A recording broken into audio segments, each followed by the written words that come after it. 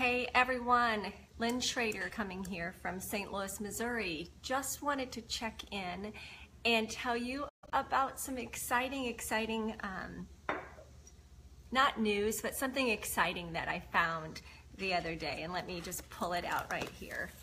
Actually was in my storage room down in the basement. We're sort of purging our house, getting ready to downsize possibly, but certainly purging since our kids are growing up and leaving the nest. But anyway, I was in our storage room and look what I came across. I know this is backwards, but it's an old photo album. It's actually one of those photo albums where you had to peel away the plastic. In this photo album, you guys, I've got some stamps. I didn't even remember collecting stamps. I have a kindergarten report card, a first grade report card. I'm telling you, when I opened this, I actually got teary-eyed because along with some really great memories, there's also some sort of sad memories from my my childhood. I've got this from my grandma, and got to see my grandma's handwriting, and I haven't seen, my grandma hasn't been around since I've been 16, so to look at that handwriting was pretty awesome. So anyway, it was a photo album. It's actually falling apart right now. It's all taped and everything, but got me thinking about this video and about the subject of this video. And the subject of this video is, are you collecting a scrapbook? Are you collecting enough evidence of the times in your life when you have been very confident? You have done things with no fear. You have stepped out of your comfort zone and did it afraid. You know, it's our jobs, our brain is, one of the jobs of the brain is to make sure we're comfortable. And our brain, obviously, our memory recalls things. And super important that when we're recalling things, especially when we might be a not very confident person, it's really important that we collect enough evidence so that our brain remembers the times that we've had success. Do you have enough experiences stored in your brain that you can recall them when you are on the brink of doing something that's making you afraid, or on the brink of doing something that you got to step out of your comfort zone? If this has ever happened to you, do you try very hard to recall the times when you've had success? If this has happened to you, give me a thumbs up, or if you're watching on replay, give me a thumbs up and say, yes, this has happened to me. It's our job, it's our brain's job to recall those times when we've lived to tell about something. You know, the time, and here's a great example for me, I hate skiing. I hate skiing, I hate heights. I hate heights when I'm on snow because I feel like I'm not in control. I don't mind hiking. If I have hiking boots on, I'll go up that same mountain and hike. I might get a little bit scared in my heart and everything. My blood pressure might elevate, but I'll do it. But it's on snow that freaks me out. Well, I have to recall the times when I've actually lived to tell about it. I've actually skied down a mountain. Maybe it's a green, or maybe it's barely a blue, but I've done it. So, you know, maybe I didn't do it perfect, but I did it. So my brain can recall those times that I stepped out of my comfort zone and I actually survived. So I think it's our job to create scrapbooks or evidence files full of situations where we've done something. Have you ever lived through criticism?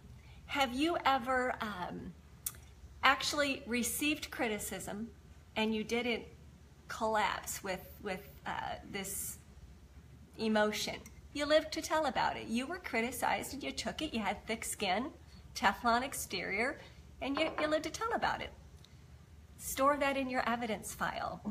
Have you ever had to step on a stage, give a little speech, or maybe not even give a speech, but you had to step on stage to do something, and you lived to tell about it? Maybe it wasn't perfect, but you did it. Store that as evidence. Have you ever been in a fitness class and you were so uncomfortable because you looked to the right, you looked to the left, you looked in front, you sort of glanced behind you and you saw all these what you thought were super fit people, and you didn't feel like you were super fit, but you stayed in the class? You did it. Store that in your confidence, your evidence file, in your scrapbook. Have you stepped out of your comfort zone even a little bit, and you live to tell about it? You need to store all those things and pull them out when the time comes for you to do your next thing. It is so important that we, sorry about that, this is real, that we collect all the evidence and all the experiences, because it will make us be even more confident. Write those things down. It's so important. It's so important that we set an example. If we have kids, that we set an example of a very confident person to our kids. And when I say a very confident person, I don't mean that you have to be one of those that is the life of the party, or people are flocking to you. You can be a very quiet, confident person. And it's important that your kids see that, because we want to breed confident kids, humble kids, but confident kids. We want to pass on something good to the next generation. So it's really important. So if you're walking around with this fear or this, this mousy attitude that you're afraid of your shadow, you need to stop. You need to collect evidence and know that you are worthy, that you can do things that you didn't think that you could do. It's time to take off. Sometimes we carry this baggage around with us, or this backpack full of stuff. And a backpack, let's just say it's a backpack, not a suitcase. Well, let's just talk about a backpack full of baggage. It's not too hard to walk around with a backpack on your back for a couple hours, right? I mean, we all went to school. We all probably had a backpack at some point in our life, and it's not that bad. And I would say maybe even a half a day. It's not too bad having a backpack. Maybe, if you got some nice back muscles, maybe even having a backpack on your back for a day isn't that bad. But if you are walking around with a backpack on forever, if you're walking around with baggage on of stuff, of not being confident, of being fearful, if you're walking around with it forever, always, then it can get very heavy, and it's not good for you.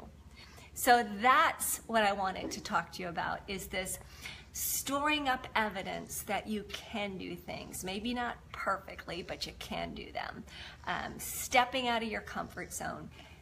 Make a evidence file, guys. Write things down. Our brain remembers things when we write things down too.